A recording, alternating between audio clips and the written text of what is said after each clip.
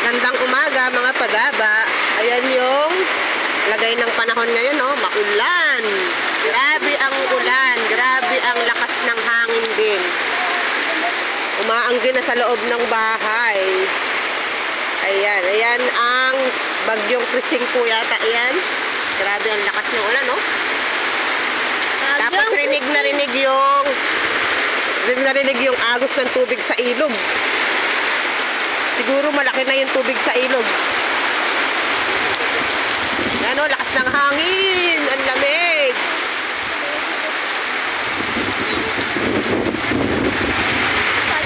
Ingat po ang lahat. Huwag mo na po lalabas ng bahay kung hindi kailangan. Gawa ng grabe ang lakas ng hangin, pati ang ulan.